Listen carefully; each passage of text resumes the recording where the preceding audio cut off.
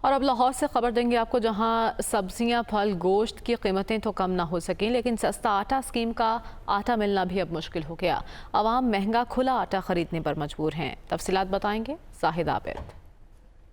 जी बिल्कुल, मार्केट में आटा दस्तयाबी और कीमत का मसला जूं का तूं बरकरार है। गुज़श्ता कई माह गुजर चुके हैं जिसमें आटे की फराहमी और कीमत का मसला हल नहीं हो सका। इस वक्त भी जो सूरत हाल नज़र आ रही है उसमें हुकूमत की जानिब से जो सस्ता आटा स्कीम जारी की गई थी उसके तहत आटा तकरीबन ना होने के बराबर मार्केट में इस वक्त दस्तयाब है और इंतहाई कम तादाद में मार्केट में आटा फराहम किया जा रहा है, जिसकी वजह से इस वक्त मार्केट में खुला आटा ज़्यादा बेचा जा रहा है, जिसमें खुला सुर्ख आटा 70 रुपये फ़ी किलो, सफ़ेद फाइन आटा 90 रुपये फ़ी किलो और चक्की का आटा 105 रुपये फ़ी किलो मार्केट में दस्तयाब है। इसकी वजह यह बयान की जा रही है कि फ्लोर मिलर्स को जो गंदम फराहम की जा रही है उनका कहना है कि उनके कोटे के मुताबिक, ज़रूरत के मुताबिक कम है, जिसकी वजह से मार्केट में जितनी गंदम फराहम की जा रही है उसके मुताबिक आटा फराहम किया जा रहा है। जबकि दुकानदारों का ये कहना है कि इस वक्त जो सूरत हाल है उसमें अगर उन्हें रोज़ाना 100 थैले की ज़रूरत है तो उन्हें 20 से 25 थैले फराहम किए जाते हैं, जिसके बाद वो खुला आटा बेचने पर मजबूर होते हैं। और इस तमाम तर सूरत हाल में गाहक दुकानदारों की और चक्की मालकान की जो मनमानी कीमतें हैं उस पर आटा ख़रीदने पर मजबूर है। हुकूमत की जानिब से ऐसे कोई इक़दाम देखने में नहीं आ रहे जिसकी वजह से आवाम को सस्ता आटा फराहमी यकीनी बनाई जा सके। इनको